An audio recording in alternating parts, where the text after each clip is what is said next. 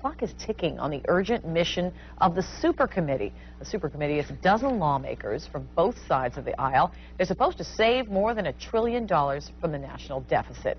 They said they'd be open about it and give the public a chance to be heard, but as CNN's Kate Baldwin reports, some are calling them secretive. Good morning. The so-called Super Committee began its work with a promise of transparency.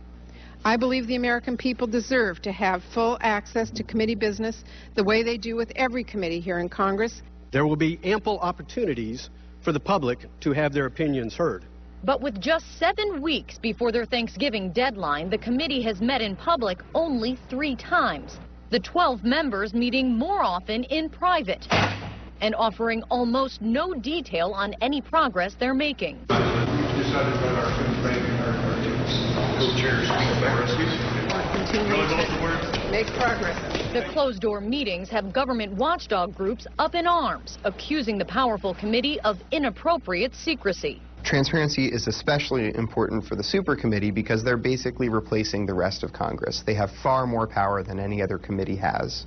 John Wonderlich is with the Sunlight Foundation, one of more than a dozen groups calling on the Super Committee to open up, saying members should also disclose campaign contributions and any contact with lobbyists. We think that the amount of power that the Super Committee's been given should come with some disclosure and transparency that's at least equal to that, especially if they're going to be fundraising and meeting with lobbyists at the same time. But Jim Manley, a former top aide to Senate Majority Leader Harry Reid, says getting behind closed doors may be the only way to get anything done. Look no further than this summer's debt ceiling fiasco.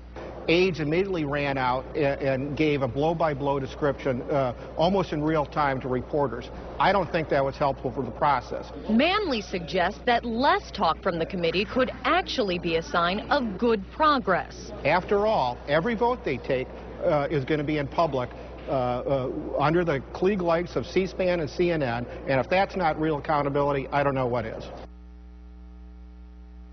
Well, at least one member of the Super Committee is responding to the criticism. Co-chair Senator Patty Murray of Washington says that any decisions made will be very public and that no vote would be taken without the committee being open and honest.